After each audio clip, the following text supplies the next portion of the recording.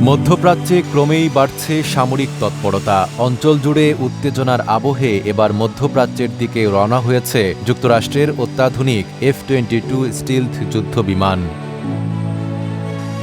Israel ভিত্তিক সংবাদ মাধ্যম দ্য টাইমস অব ইসরায়েল জানিয়েছে, যুক্তরাজ্যে কয়েকদিন অবস্থানের পর মঙ্গলবার এসব বিমান ওই অঞ্চলের উদ্দেশ্যে উড্ডয়ন করে। ফ্লাইট ট্র্যাকিং তথ্য অনুযায়ী রয়্যাল এয়ারফোর্স এর লেকেনহেথ ঘাঁটি থেকে F-22 গুলো উড্ডয়ন করে। সঙ্গে ছিল KC-46 রিফুয়েলার বিমান।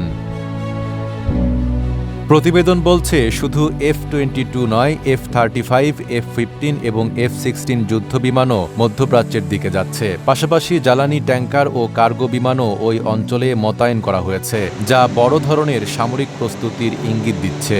72 ঘন্টা ময়েশ্চার লক সমৃদ্ধ লিলি বডি ওয়াশ, শিয়া বাটারের গুডনেস স্কিন রিপেয়ার করে রাখে সফট ও গ্লোয়িং। এদিকে বিশ্বের বৃহত্তম রণতরী USS জেরাল্ড আর ফোর্ড গ্রিসের ক্রিট দ্বীপের সুদা বে নৌঘাঁটিতে অবস্থান নিয়েছে। বর্তমানে এটি ইরান থেকে মাত্র 2500 কিলোমিটার দূরে রয়েছে। ইরান যুক্তরাষ্ট্র উত্তেজনার প্রেক্ষাপটে ডোনাল্ড ট্রাম্প রণতরীটিকে মধ্যপ্রাচ্যের জলসীমায় আসার নির্দেশ দিয়েছেন।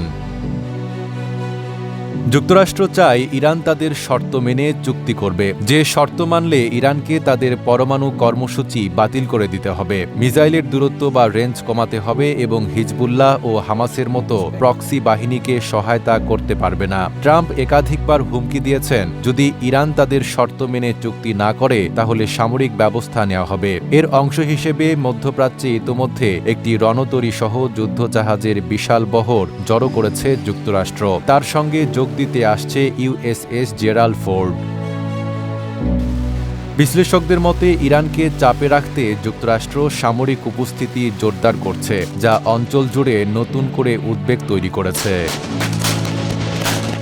নাঈম আরাবী, ঢাকা পোস্ট।